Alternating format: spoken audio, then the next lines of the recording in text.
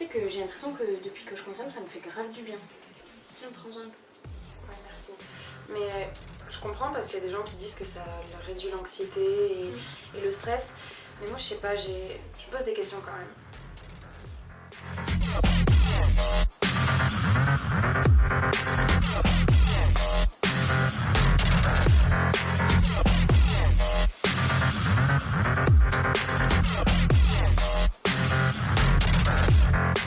Salut les filles, ça va? Salut Jean. Salut. T'as pas l'air bien, qu'est-ce que vous faites? Si, ça va, on essaie de s'amuser avec Mania, on a du CBD, tu veux essayer? Non, merci, moi le CBD ça me dit trop rien.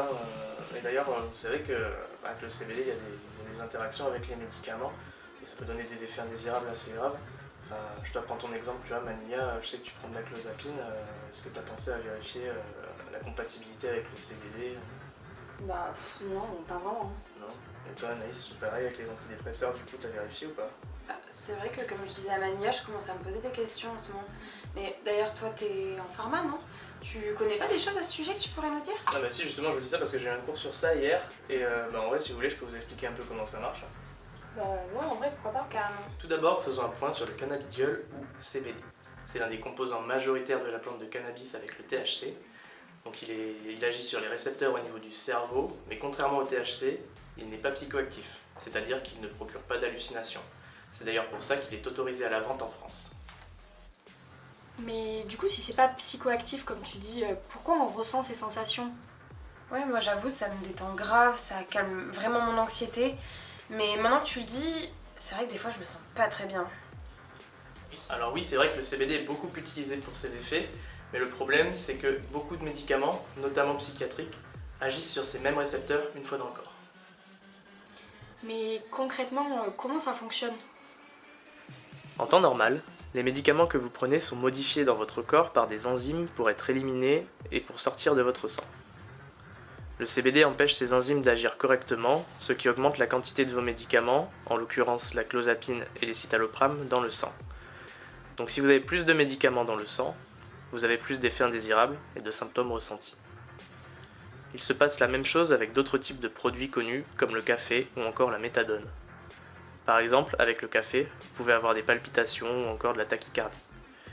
Sachez qu'il existe aussi l'essai inverse, où le CBD induit une diminution d'efficacité avec d'autres médicaments. Mais c'est bizarre, j'ai un ami qui prend le même médicament que moi, il fume aussi du CBD, mais il se sent jamais mal comme ça, jamais fatigué.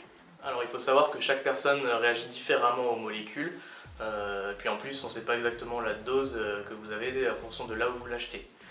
Il faut également savoir qu'il y a beaucoup de falsifications dans ce milieu et qu'on ne connaît pas exactement la composition de ce que vous achetez.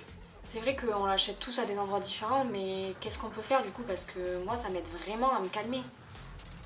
Alors c'est sûr que le mieux ce serait quand même d'arrêter, mais je sais que c'est pas forcément facile.